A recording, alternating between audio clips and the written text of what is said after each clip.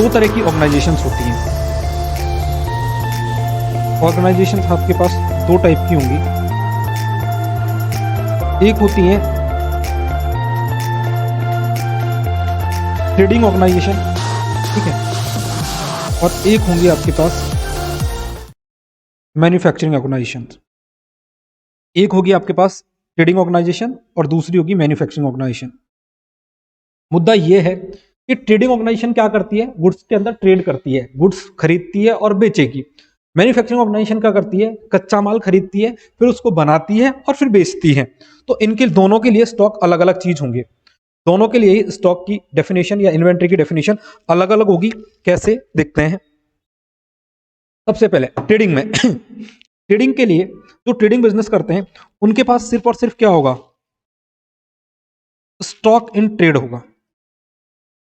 उनके पास क्या होगा, सिर्फ और सिर्फ स्टॉक इन ट्रेड होगा, वो माल खरीदेंगे और उसको बेच देंगे। जो मैन्युफैक्चरर होगा, मैन्युफैक्चरर के लिए सबसे पहले क्या होगा, रॉ मटेरियल होगा, कच्चा माल खरीदेंगे वो, फिर उसको कन्वर्ट करते हैं तो हम क्या बोलेंगे, वर्क इन प्रोग्रेस हो सकता है।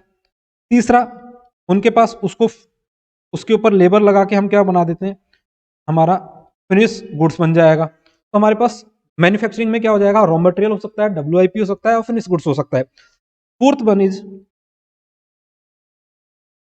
स्पेयर पार्ट्स हो सकते हैं, ठीक है,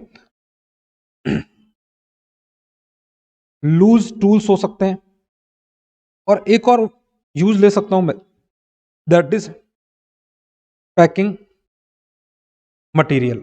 तो आपके पास क्या क्या चीजें हो सकती हैं मैन्युफैक्चरिंग में, raw material, WIP, finish goods, spare parts, loose tools, packing material. Raw material का मतलब कच्चा माल आपने खरीदा है उसके ऊपर कुछ लेबर लग गई है, मतलब आधा बना हुआ माल है, WIP बोलेंगे उसको। फिनिश गुड्स होगा उनके पास, लूज टूल्स होंगे और पैकिंग मटेरियल होगा। तो बेसिकली स्टॉक के अंदर ये चीजें आपके पास आएंगी। स्टॉक का वैल्यूएशन क्यों करते हैं, क्या नीड है स्टॉक की वैल्यूएशन की, तो अगर आपसे पूछा जाए कि स्टॉक का वैल्यूएशन, सही वैल्यूएशन होना क्यों जरूरी है, ठीक है, वैल्यूएशन की नीड क्यों है, तो आप इन चार मुद्दों को लिख सकते हो अगर आपके पास वैल्यूएशन की नीड के बारे में पूछा जाए। पहला, वैल्यूएशन की नीड है आपको P&L अकाउंट में क्या निकलता है, प्रॉफिट की कैलकुलेशन होती है। बेटा आप बिजनेस ऑपरेशन से प्रॉफिट निकलते हो तो P&L अकाउंट के अंदर, जैसे ट्रेडिंग अकाउंट है, ट्रेडिंग अकाउंट के अंदर आप क्लोजिंग स्टॉक, ओपनिंग स्टॉक लिखते हो, सही वैल्यूएशन नहीं हुई है अगर उसकी, तो प्रॉफिट एंड लॉस का इंपैक्ट, मतलब उसका जो इंपैक्ट प्रॉफिट एंड लॉस पे आता है वो भी गलत हो सकता है। दूसरा पॉइंट आपके पास है, बैलेंस शीट के अंदर आपका स्टॉक आता है, तो इससे क्या पता चलती है आपकी फाइनेंशियल पोजीशन। तो अगर आपने स्टॉक का वैल्यूएशन सही नहीं किया है तो बैलेंस शीट में भी फिर आपका गलत स्टॉक जाएगा, और गलत स्टॉक जाएगा तो फिर फाइनेंशियल पोजीशन उसकी सही नहीं आ पाएगी। सॉरी फॉर इंटरप्शन बेटा, अब स्टार्ट करते हैं। हाँ तो बच्चों कहाँ थे हम थे वैल्यूएशन की नीड क्यों है। अगर आपसे कोई पूछ लिया जाए कि साहब हम स्टॉक का वैल्यूएशन सही तरीके से या स्टॉक का वैल्यूएशन करते ही क्यों है, तो देखो सबसे पहली चीज ट्रेडिंग अकाउंट के अंदर आता है तो प्रॉफिट की कैलकुलेशन सही से हो जाएगी। दूसरा पॉइंट हमारे पास आता है कि बैलेंस शीट में आता है तो फाइनेंशियल पोजीशन ठीक से आ जाएगी। तीसरा पॉइंट कंप्लायंसेस के पॉइंट ऑफ व्यू से देखें तो आपको AS2 का कंप्लायंस करना होता है। चौथा, आपको कंपनीज एक्ट के अकॉर्डिंग हम लोग क्या बनाते हैं, हमारा P&L अकाउंट बनाते हैं, तो उसके अकॉर्डिंग भी उसका कंप्लायंस ठीक से हो जाए, तो ये कंप्लायंसेस की नीड हो गई। देखो बेसिक चीज यही है कि स्टॉक क्या है, स्टॉक क्या है इसके बारे में आपसे पूछ सकता है, तो अनसोल्ड स्टॉक, अनसोल्ड गुड्स या स्टॉक बोल सकते हैं हम इसको, ठीक है, या अनकंज्यूम्ड गुड्स बोल सकते हैं। ट्रेडर होगा जो ट्रेडिंग बिजनेस करेगा उसके लिए कौन सा होगा, स्टॉक ऑन ट्रेड होगा। मैन्युफैक्चरर के लिए क्या होगा, raw material, WIP, finish goods, spare part, loose tools, packing material होगा। वैल्यूएशन की नीड क्यों है, क्योंकि P&L के में आपको प्रॉफिट की कैलकुलेशन ठीक से करनी है, बैलेंस शीट पे फाइनेंशियल पोजीशन आ जाएगी, AS2 और कंपनीज एक्ट, ये मोटा मोटी मैंने आपको बता दिया। सर हमारे बीकॉम में क्वेश्चन कैसे आते हैं, आप तो क्वेश्चन पे आओ। देखो अल्टीमेटली आपको स्टॉक की वैल्यूएशन करनी है, जो भी क्वेश्चन आएगा उसमें आपसे क्लोजिंग स्टॉक निकालने के लिए पूछेगा। आपको जो क्वेश्चन दिए होंगे वो दो टाइप के क्वेश्चन दिए होंगे, दोनों में ही आपसे क्या पूछेगा, भैया आप ये निकालना क्या है, क्लोजिंग स्टॉक क्लोजिंग स्टॉक की वैल्यू निकालनी है। अब क्लोजिंग स्टॉक की वैल्यू निकालने के दो मेथड्स होते हैं हमारे पास बेटा। क्लोजिंग स्टॉक की वैल्यू निकालने के हमारे पास दो मेथड होंगे या फिर कोई भी ऑर्गेनाइजेशन स्टॉक वैल्यूएशन के दो मेथड यूज करती है। कौन कौन से मेथड्स यूज करती हैं वो इंपॉर्टेंट है। सबसे पहली चीज, एक तो होता है पीरियडिक मेथड और दूसरा होता है परपेचुअल मेथड। दो मेथड यूज करती है कोई भी ऑर्गेनाइजेशन, दो मेथड यूज करेगी, एक पीरियडिक मेथड करेगी, एक परपेचुअल मेथड यूज करेगी। सर दोनों मेथड को हमको समझा दो, आपको दोनों मेथड समझने हैं और उनके ऊपर ही क्वेश्चन करना है, उसके अलावा आपको दिमाग ही नहीं लगाना है। बहुत सिंपल सा रखना, मैं क्या बोल रहा हूं, आपको दो मेथड करने हैं, उन दो मेथड के ऊपर दो टाइप के क्वेश्चन बनेंगे और आपका ये चैप्टर पूरा की पूरा खत्म हो जाएगा। ठीक है, तो क्लोजिंग स्टॉक की वैल्यूएशन के दो मेथड है हमारे पास, पहला पीरियडिक मेथड है और दूसरा परपेचुअल मेथड है। सर पीरियडिक मेथड और परपेचुअल मेथड के बारे में आप थोड़ा सा हमें बता दो। देखो ये रहा हमारे पास पीरियडिक सिस्टम और ये हो गया हमारे पास परपेचुअल। अब इन दोनों के बारे में हमें थोड़ा सा देखना है और जानना है। पहले इनको मेथड को समझेंगे, मेथड क्या बोल रहा है, पहले मेथड के बारे में समझेंगे सॉरी, पहले हम मेथड के बारे में समझेंगे और फिर उसके क्वेश्चंस किस टाइप से आएंगे उसके बारे में समझेंगे।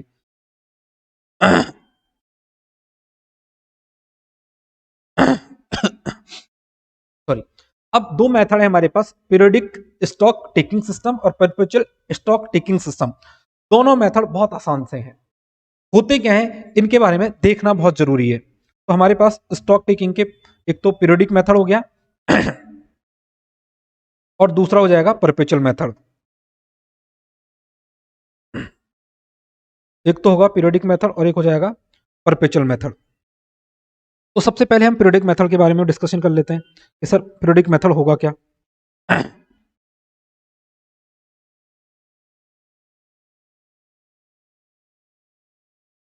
होता क्या है बेटा, हमें स्टॉक की वैल्यूएशन करनी होती है 31 मार्च को, जब आप फाइनेंशियल अकाउंट प्रिपेयर कर रहे हो। तो फाइनेंशियल अकाउंट आपके 31 मार्च को ही प्रिपेयर होंगे, तो हमें 31 मार्च को क्या करना है, इन्वेंट्री का वैल्यूएशन करना है। अब होता क्या है, आपके पास सिस्टम क्या होगा, 31 मार्च आई, 31 मार्च को गए, ठीक है, पूरे साल भर आपने काम किया, यहां पे हम 31 मार्च पे आ गए, 31 मार्च पे आ गए और 31 मार्च के दिन हमें वैल्यूएशन करनी है। तो इस दिन जाके क्या करेंगे, हम स्टॉक का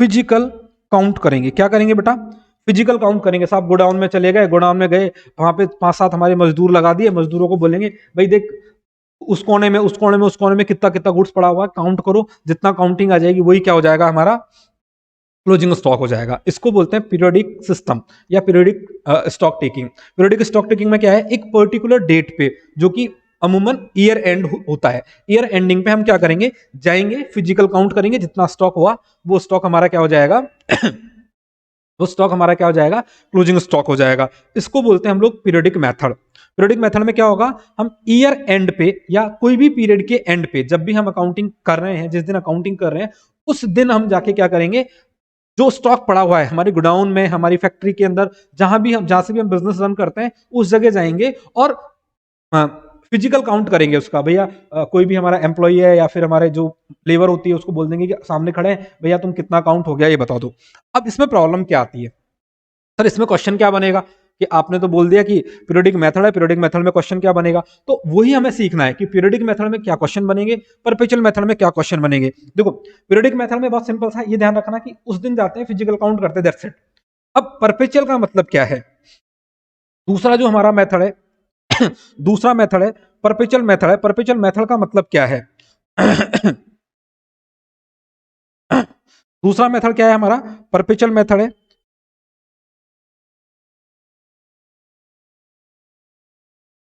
परपेचुअल मेथड का मतलब क्या है, हिंदी में इसको बोलते हैं निरंतर। मतलब क्या हुआ, हिंदी में इसको बोलते हैं निरंतरता, और परपेचुअल को या रेगुलर कुछ भी चीज को करना।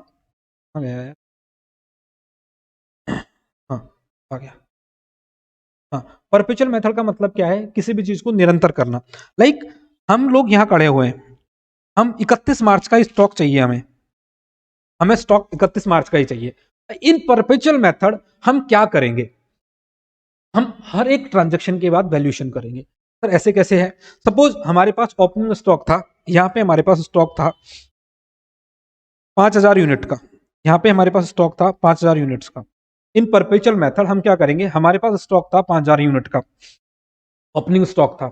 अब क्या हुआ, हमने एक और यहाँ पे इस डेट पे, सपोज ये 1 जुलाई है, इस डेट पे हमने और कुछ यूनिट परचेज की, हमने इसमें 3000 यूनिट और परचेज की। तो इसी दिन हम वैल्यूएशन कर लेंगे कि हमारे पास कितनी यूनिट बची हुई है, 8000 यूनिट है, और जो भी रेट होगी उससे मल्टीप्लाई करके हम लिख देंगे। That is perpetual method.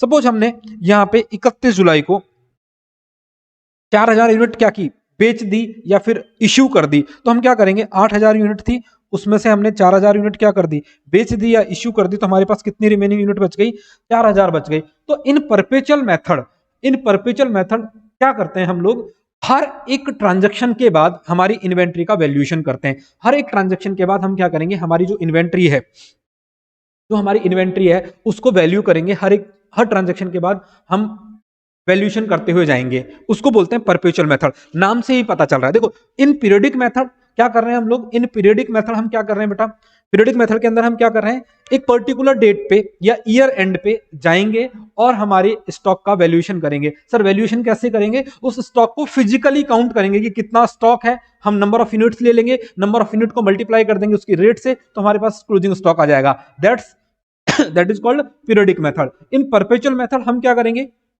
हमारे पास जो स्टॉक है उसका एक दिन काउंट नहीं करते, हम क्या करते हैं, जितना स्टॉक हमारे पास रखा हुआ है, जितना हमने हमारे रिसीव हुआ उसको ऐड कर देंगे, जो इशू हो रहा है उसको हम माइनस करते हुए जाएंगे, उसको बोलते हैं परपेचुअल मेथड। परपेचुअल मेथड में हर एक ट्रांजैक्शन के बाद क्लोजिंग स्टॉक का वैल्यूएशन किया जाता है। बस 2 ही मेथड है, दोनों मेथड के ऊपर थोड़े बहुत क्वेश्चंस हैं, ये हमारा चैप्टर इसमें ओवर हो जाएगा। बस आपको ये चीज समझ में आनी चाहिए कि इन पीरियडिक मेथड हम क्या करेंगे, एक पर्टिकुलर डेट पे करेंगे, परपेचुअल में हर एक ट्रांजैक्शन के बाद करेंगे। इतनी बात समझ में आ गई तो हम आगे बढ़ते हैं और परपेचुअल मेथड के अंदर क्या क्या मेथड होंगे उन्हें पढ़ने की कोशिश करेंगे। बताओ बच्चों, यहां तक बात समझ में आई आपको?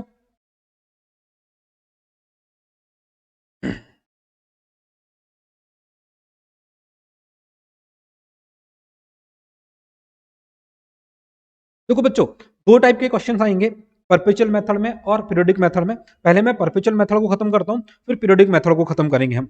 परपेचुअल मेथड में कौन कौन से क्वेश्चन हमारे पास आ सकते हैं या कौन कौन से मेथड है इन परपेचुअल मेथड। तो पहला मेथड आता है हमारे पास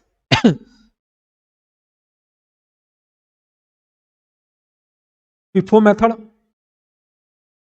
दूसरा मेथड आएगा लिफो मेथड। तीसरा आएगा वेटेड एवरेज मेथड। और चौथा आएगा हमारे पास सिंपल एवरेज मेथड। ये मेथड हमें किस में पढ़ने हैं, ये मेथड पढ़ने हैं हमें परपेचुअल के अंदर। देखो मैं फिर बोल रहा हूं, इन परपेचुअल मेथड हम क्या करेंगे, ये ध्यान रखना है। इन परपेचुअल मेथड हम क्या करेंगे, हर एक स्टॉक को जब भी वो रिसीव हो रहा है, जब भी वो इश्यू हो रहा है, तब हम क्या करेंगे, उस स्टॉक में से माइनस प्लस करेंगे। मतलब हर एक ट्रांजैक्शन के बाद हमारा क्लोजिंग स्टॉक की वैल्यूएशन होगी इन परपेचुअल मेथड। और परपेचुअल मेथड के अंदर हमारे पास कितने कितने पॉइंट हैं या कितने मेथड दिए हुए हैं। एक तो दिया हुआ है आपको FIFO method, LIFO method, weighted average method और सिंपल एवरेज मेथड। बहुत आसान से है, मतलब 1 या 2 क्वेश्चन करोगे आपका काम हो जाएगा। 1 और 2 क्वेश्चन करने के बाद आपको FIFO, LIFO, weighted average, simple average सब समझ में आ जाएगा। बस कुछ क्वेश्चंस आपको करने हैं और इनका मतलब समझना है। ठीक है, तो हम पहला मेथड ले रहे हैं, यहाँ पे पहला मेथड ले रहे हैं हमारे पास FIFO method. Sir FIFO method क्या है, फिफो मेथड है first in first out. FIFO method क्या है आपका, first in first out.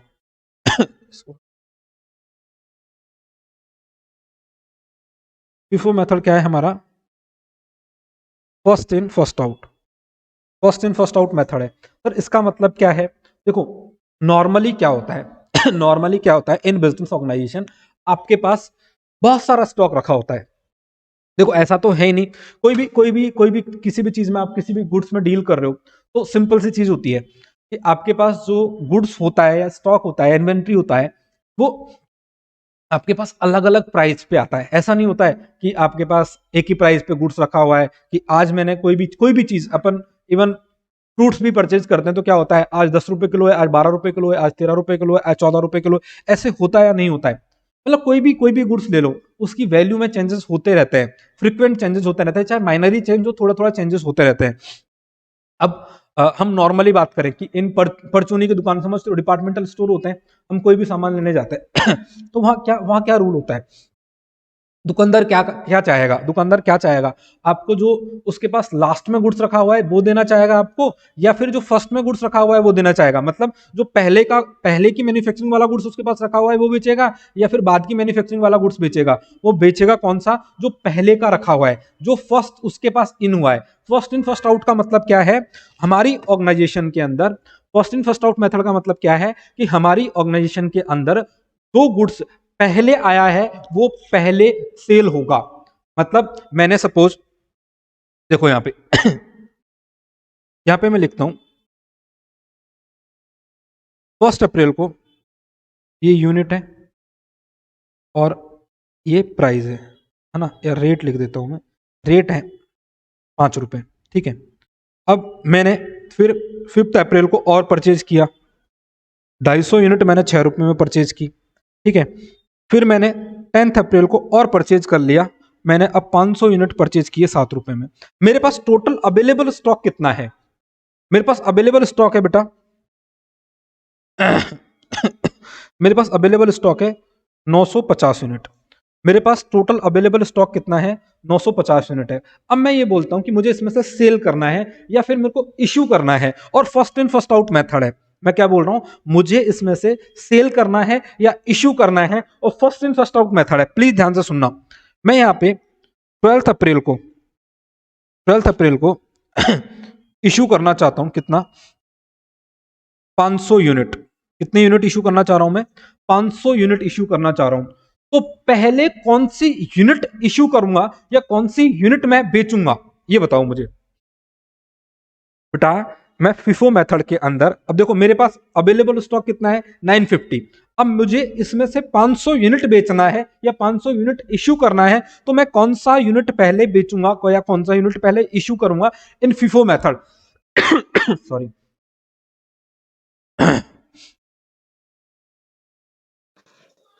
First April. जो पहले आई थी वो पहले इशू करोगे, ठीक है। तो मैं इशू कैसे करूंगा? देखो 200 यूनिट तो मुझे 5 रुपए वाली यूनिट इशू करनी पड़ेगी, 250 यूनिट में जो कौन सी करनी पड़ेगी, अभी भी कितनी बाकी है? 50 यूनिट में कौन सी इश्यू करूंगा?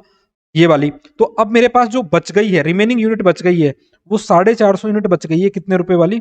7 रुपए वाली। यही मेरा क्या हो जाएगा? Closing stock. इसको हम तरीके से करेंगे, तरीके से करने का मतलब इसको लेजर बना के प्रॉपरली करेंगे। बट मेरा कहने का मतलब यह है कि इन फीफो मेथड हम क्या करते हैं, जो यूनिट्स आपके पास पहले आई हैं, जो यूनिट्स आपके पास पहले आई है, आप उन्हीं यूनिट्स को पहले इश्यू करते हो।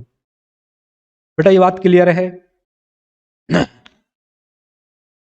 हेलो बेटा, क्लियर है यहां तक सब बच्चों को?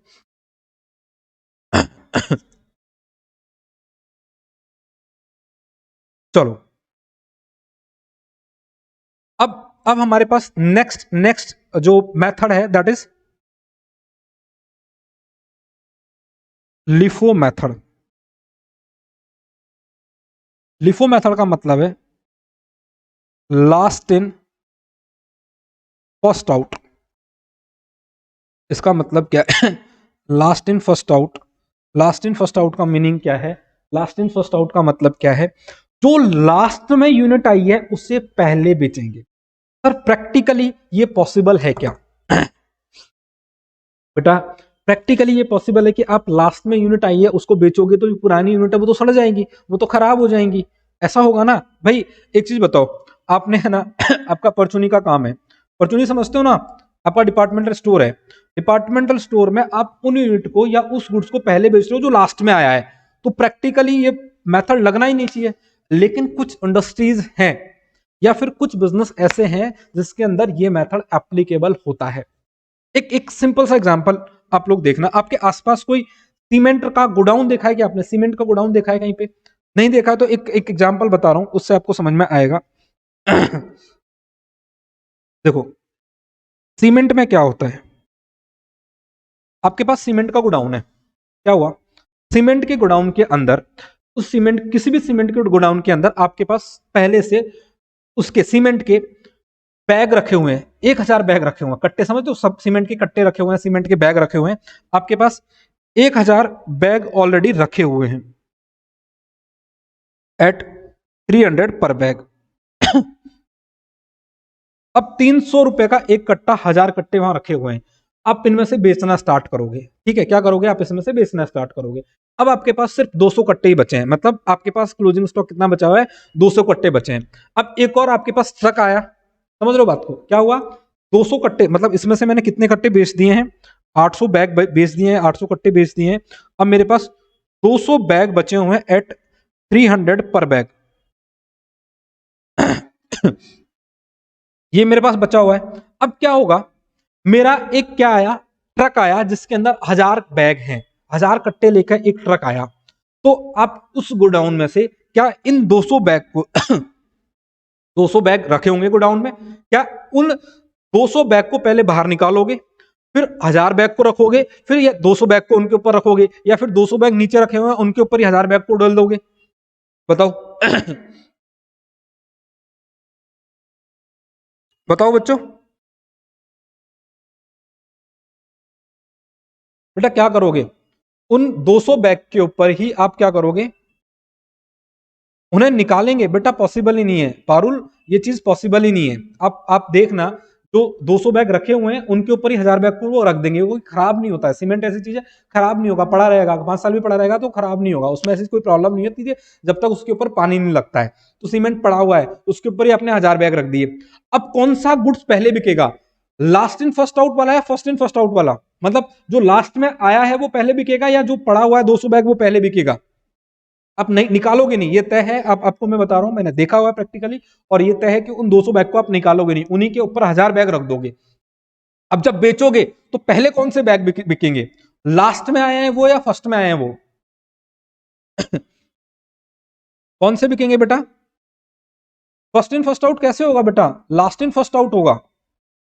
एक चीज बताओ, 200 बैग कब के थे, पहले के रखे हुए हैं, 1000 बैग और आ गए हमारे पास, तो हमारे पास टोटल बैग कितने हो गए, सपोज ये 320 रुपए से हैं, तो हमारे पास अवेलेबल स्टॉक कितना है, स्टॉक कितना अवेलेबल है हमारे पास, 200 बैग तो है एट 300, और 1000 बैग है हमारे पास एट 320, हमारे पास इस तरीके से स्टॉक रखा हुआ है। अब एक चीज बताओ, अब जब बेचोगे तो कौन सा बिकेगा, लास्ट इन फर्स्ट आउट होगा या first first in first out होगा, यहां पे लास्ट इन फर्स्ट आउट होगा, क्यों?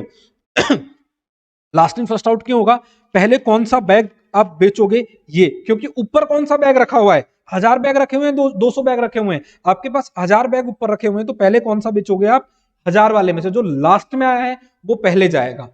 ये है आपका last in first out method. Clear हुआ गया बेटा एक बार यहां तक, यस सर। है ना? तो last in first out method क्या है, first in first out method क्या है, ये दोनों मेथड अगर आपके क्लियर हो गए हैं, तो अब हम क्या करते हैं, आगे परपेचुअल मेथड के अंदर कुछ क्वेश्चंस करने की कोशिश करते हैं कि किस टाइप से क्वेश्चन होंगे।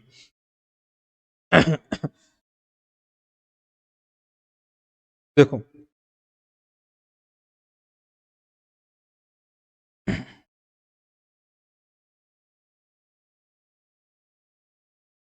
क्वेश्चन पे आते हैं हम लोग, पीरियोडिक सिस्टम में नहीं हम जाएंगे।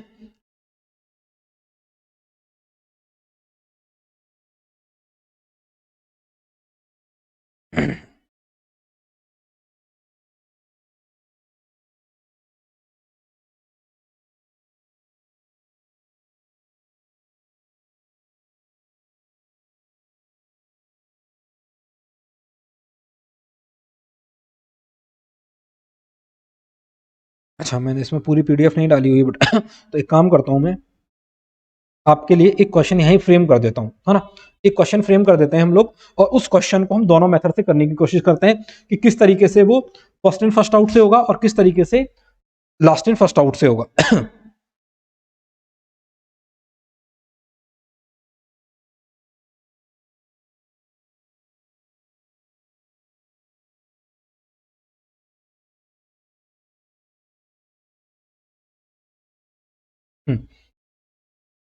देखो मैं कुछ आपको इश्यू की डिटेल दूंगा, कुछ आपको उसकी रिसिप्ट की डिटेल दूंगा। तो हम एक एग्जांपल ले लेते हैं, एग्जांपल से आपको समझ में आ जाएगा।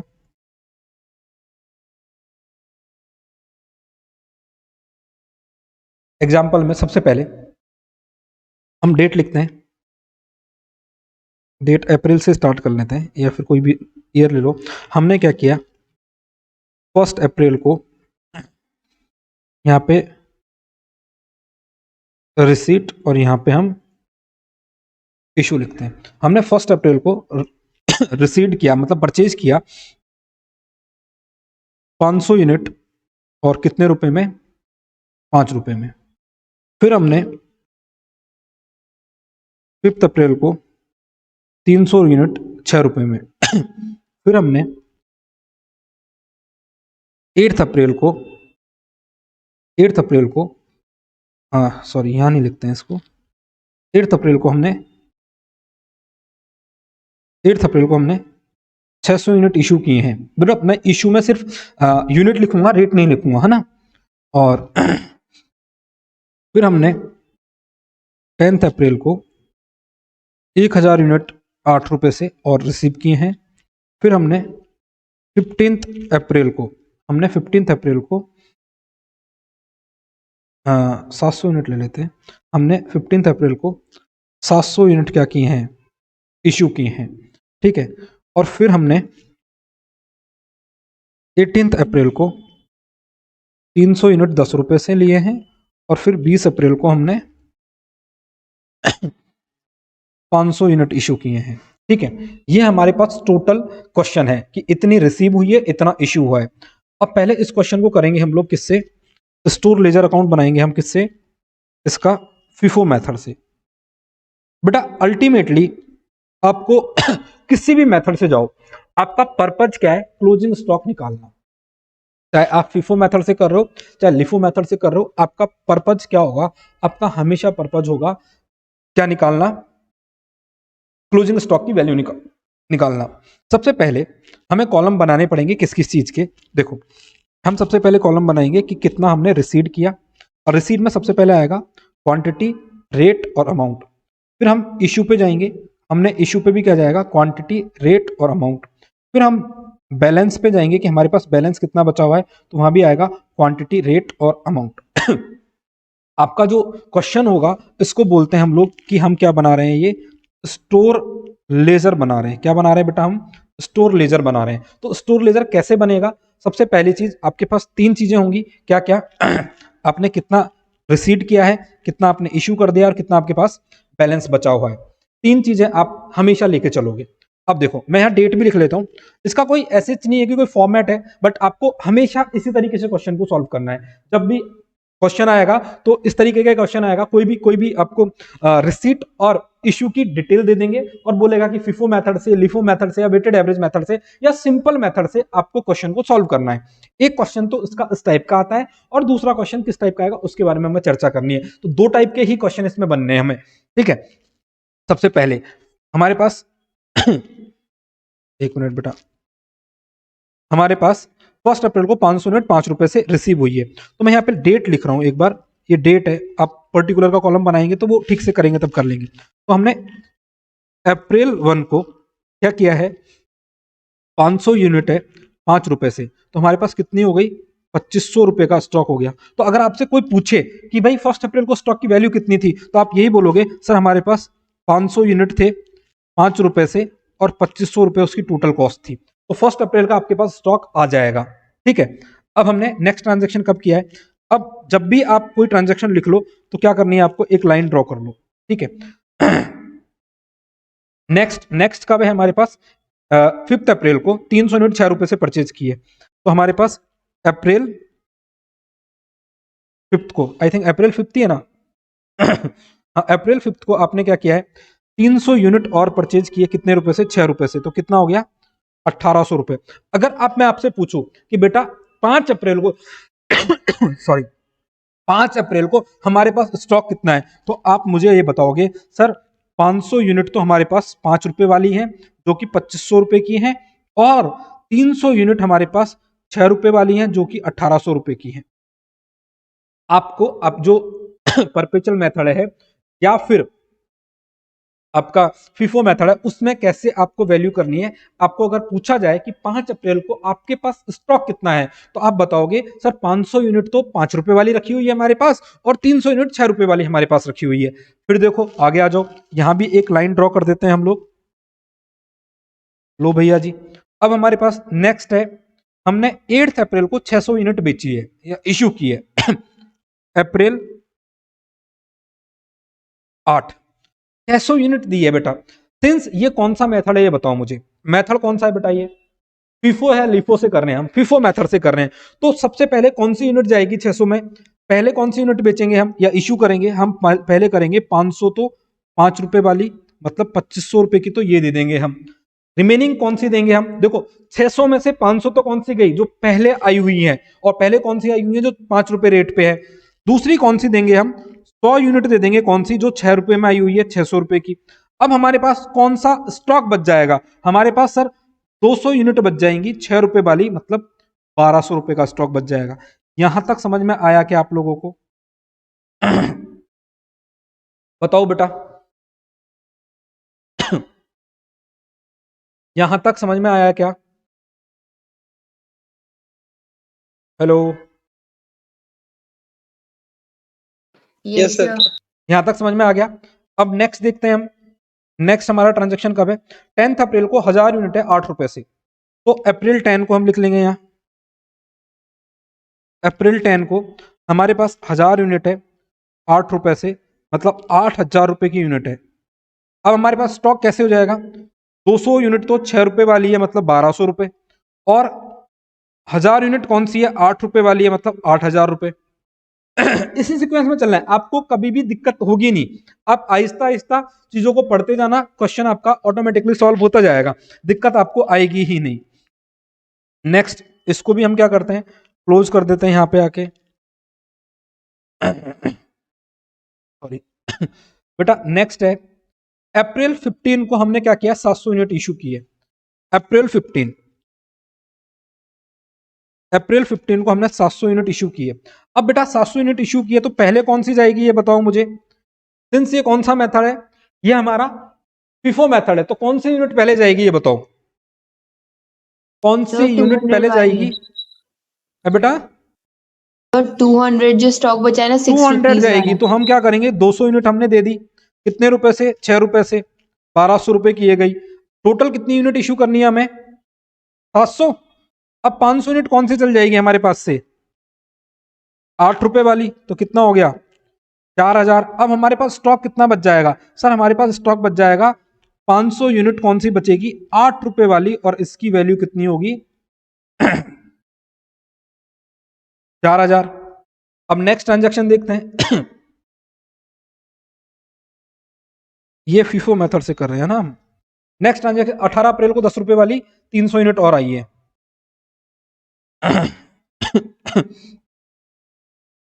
अप्रैल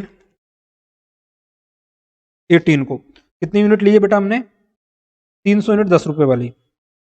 हमारे पास 300 यूनिट है, ₹10 वाली है, तो 3000 हो जाएगा।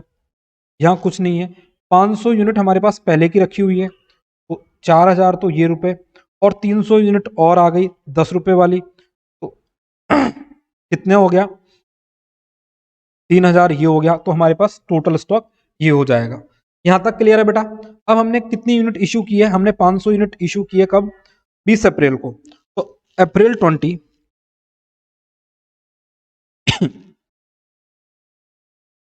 अप्रैल 20 को हमने कितनी यूनिट इशू की है, 500 की है ना बेटा,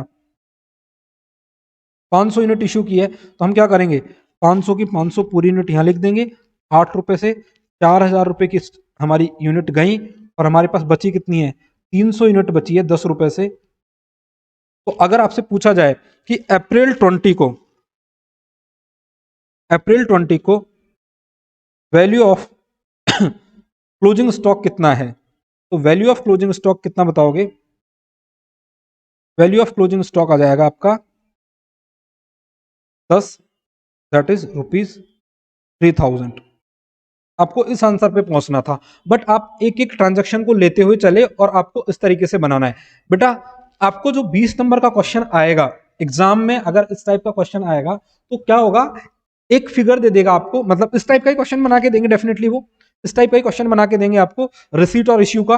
ठीक है, उसमें आपसे पूछेंगे कि भैया आपको इस क्वेश्चन को सॉल्व करना है लिफो मेथड से, फिफो मेथड से, वेटेड एवरेज से, तीनों मेथड से करवा लेगा, बट आपकी स्पीड बनी रहेगी तो आपको 20 में से 20 नंबर मिल जाएंगे, यहाँ कहीं दिक्कत ही नहीं आएगी, बहुत सिंपल सा है। अब इसी क्वेश्चन को हम क्या करते हैं, एक और मेथड से करने की कोशिश करते हैं, दैट इज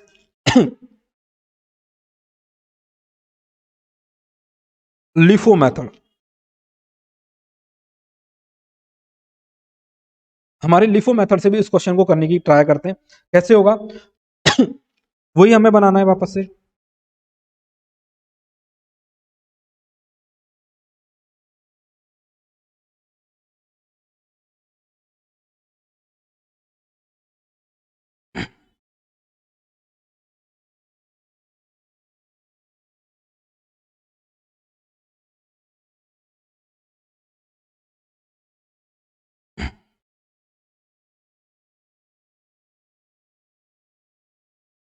ये quantity rate amount, quantity rate amount, quantity rate और अमाउंट। ठीक है, यहाँ पे हमारे पास जो भी रिसीड होगा वो आ जाएगा, यहाँ हमारे पास कौन सा आ जाएगा, जो हमने इशू किया है, और यहाँ आ जाएगा जो हमने बैलेंस बच गया है, और यहाँ हम लिख देंगे हमारी डेट। ठीक है, वही 1 अप्रैल को हमारे पास कितना स्टॉक है, देखो 1 अप्रैल को 500 रुपए से 5 यूनिट, 5 रुपए से 500 यूनिट लिए हमने, तो हमारे पास अप्रैल 1 को कितनी 500 यूनिट है, 5 रुपए से कितना हो गया 2500, हम यहाँ भी लिख देंगे कितना 500 यूनिट है, सॉरी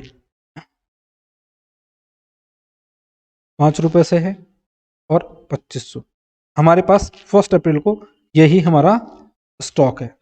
अरे लाइन सीधी क्यों नहीं, रुक जाओ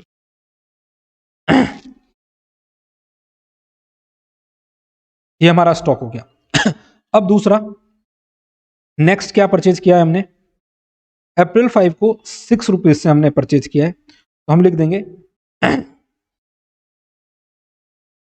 अप्रैल 5 कितना कितना यूनिट है बेटा, 300 यूनिट है 6 रुपए से, तो 300 यूनिट 6 रुपए से 1800। अब हमारे पास स्टॉक कितना हो गया, 500 यूनिट 5 रुपए की रखी हुई है, 2500 रुपए का स्टॉक ये है, 300 यूनिट हमारी 6 रुपए से है, 1800 रुपए का स्टॉक ये है, इन टोटल हमारे पास ये स्टॉक बचा हुआ है। अब नेक्स्ट हमारे पास इशू कितनी यूनिट की है, अब देखो यूनिट कितनी इशू की है हमने, 600 यूनिट। अब 8 अप्रैल को, अप्रैल 8, अब मुझे ये बताना पहले कौन सी यूनिट इशू होगी, 300 में से या 500 में से क्योंकि ये कौन सा मेथड है, लिफो मेथड है सर 300 में से, 300 वाली, तो हम क्या करेंगे 300, तो ये इशू कर दी हमने, टोटल 600 करनी है ना बेटा, हाँ टोटल 600 करनी है, और 300 फिर कौन सी जाएगी हमारे पास से 5 रुपए वाली, मतलब कितना हो गया 1500। अब हमारे पास कितना बच गया स्टॉक, हमारे पास स्टॉक बच गया है 200 यूनिट 5 रुपए वाली 1000 रुपए से। बेटा देखो अगर मेथड चेंज होगा तो वैल्यूएशन चेंज होगी, देखो यहाँ पे भी हमारे पास 200 यूनिट बची हुई है लेकिन 6 रुपए वाली है, और यहाँ भी बची हुई है कितने वाली बची है लेकिन हमारे पास 5 रुपए वाली। तो जब भी लिफो मेथड होगा तो पहले कौन सी जाएगी, जो बाद में आई है। ठीक है, नेक्स्ट हमारा कौन सा है, 10 अप्रैल को 8 रुपए वाली हमारे पास आई, अप्रैल 10 को कितनी है 1000 यूनिट है 8 रुपए वाली, तो 8000 रुपए हो गया। यहाँ पे कितनी आ जाएगी 200 यूनिट, तो 5 रुपए वाली हमारे पास एज इट इज रहेंगी, और 1000 यूनिट 8 रुपए वाली हमारे पास और आ जाएंगी। अब हमने नेक्स्ट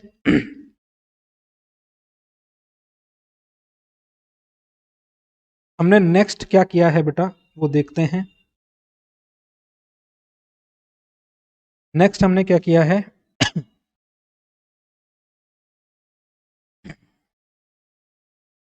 700 यूनिट बेची है, 700 यूनिट इशू की है, कब 700 यूनिट दी हमने अप्रैल 15 को, तो अप्रैल 15 को 700 यूनिट गई है। अब 700 यूनिट पहले कौन सी जाएंगी ये बताओ, 700 यूनिट कौन सी जाएंगी? आप बोलोगे सर 1000 वाली।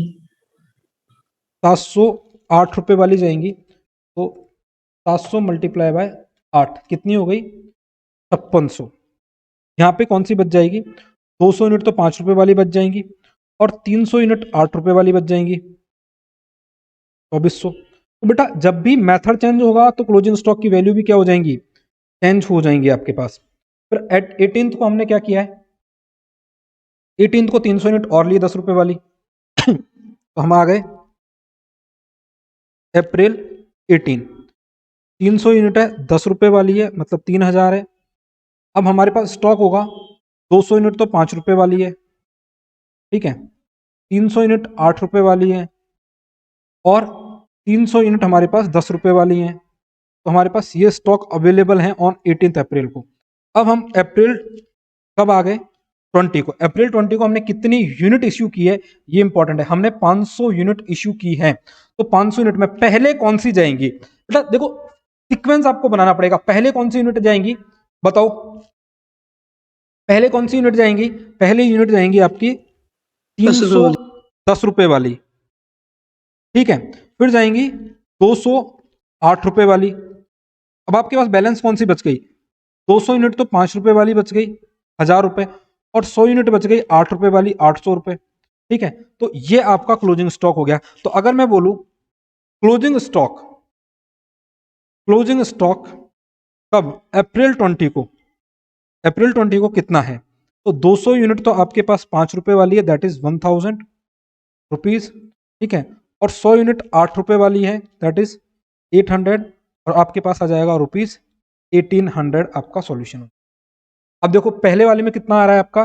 3000 आ रहा है, अभी कितना आ रहा है इसमें? 1800। तो ये डिफरेंस होगा। जब भी आपका मेथड चेंज होगा तो आपका ये डिफरेंस होगा। और बेटा आप मानोगे नहीं, ऐसा क्वेश्चन मैंने जो करवाया है, ऐसा क्वेश्चन आपको 20 नंबर में मिलेगा। कितना आसान क्वेश्चन होगा, और आपको करने में जोर भी नहीं आएगा। मतलब बहुत इजी से क्वेश्चंस होते हैं बीकॉम के अंदर, बस आपको मेथड को और कॉन्सेप्ट को समझना है।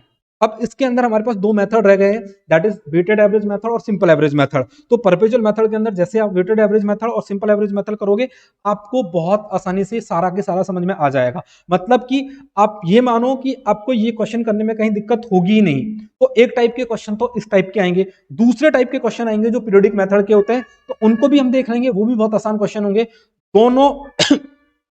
दोनों टाइप के क्वेश्चन, इसके अलावा क्वेश्चन बनता ही नहीं है। मतलब अगर आपको इन्वेंट्री के अंदर से क्वेश्चन बनेगा, तो एक तो बनेगा कि लिफो फीफो वेटेड एवरेज का क्वेश्चन आ जाएगा, और एक बनेगा जिसमें आप स्टेटमेंट बना के करते हो, जो कि पीरियोडिक मेथड का होगा।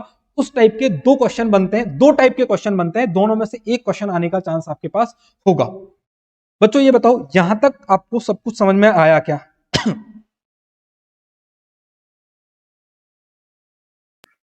Yes sir.